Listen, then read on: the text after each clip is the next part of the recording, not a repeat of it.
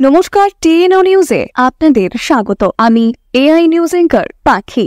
বৃহস্পতিবার শহরের বুকে হঠাৎই অ্যাম্বুলেন্সের শব্দে শহরবাসী কিছুটা আন্দাজ লাগাতে পেরেছে যে কোনো দুর্ঘটনা শহর কেন্দ্রিক হয়েছে।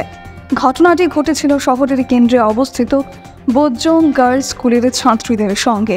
প্রতিদিনের মতো স্কুলের ছাত্রীগণ স্কুলে উপস্থিত হয়, কিন্তু কিছুক্ষণের মধ্যে এক এক করে 11 জন ছাত্রী অসুস্থ হয়ে পড়ে এবং হঠাৎ এক অনাকাঙ্ক্ষিত ঘটনায় বিদ্যালয়ের শিক্ষক শিক্ষিকা তথা অন্যান্য ছাত্রীদের মধ্যেও উদ্বিগ্ন ছড়াতে থাকে। চিকিৎসার প্রয়োজনের কথা জেনে দ্রুত অসুস্থ ছাত্রীদের 3টি অ্যাম্বুলেন্স করে জিবি হাসপাতালে পাঠানো হয় এবং তাদের দ্রুত চিকিৎসা ব্যবস্থা শুরু করা হয়। এই খবর শুনে উদ্বিগ্ন চিত্তে মুখ্যমন্ত্রী মহোদয় হাসপাতালে এসে অসুস্থ ছাত্রীদের সাথে দেখা করেন এবং তাদের সমস্ত চিকিৎসার ব্যবস্থাতে যাতে ত্রুটি না হয় তার জন্য কর্মরত চিকিৎসকদের নির্দেশ দেন। ঘটনাটির গভীরতা উপলব্ধি করে ডক্টর মানিক সাহা প্রশাসনিক দায়িত্বপ্রাপ্ত আধিকারিকদের এই সমগ্র বিষয়ে তদন্ত করার কড়া নির্দেশ দিয়েছেন। এই ঘটনায় যারা অভিযুক্ত তাদের কঠোর শাস্তিরও কথা বলেছেন।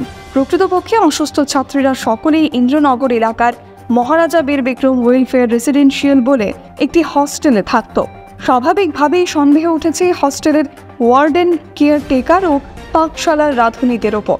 অভিভাবকগণ নিজেদের ছেলে মেয়েদের পড়াশোনার জন্য, জ্ঞান আহরণের জন্য হোস্টেলে পাঠান, এই আশায় যে ছেলে মেয়েরা সযত্নে পড়াশোনা করবে, কিন্তু বিরূপ পরিস্থিতি হলে অভিভাবকগণ আস্থা হারিয়ে ফেলে। তাই এই ধরনের যাতে ঘটনা না ঘটে ভবিষ্যতে, সে ব্যাপারে মুখ্যমন্ত্রী মহোদয় যথেষ্ট সক্রিয় রাখছেন প্রশাসনকে।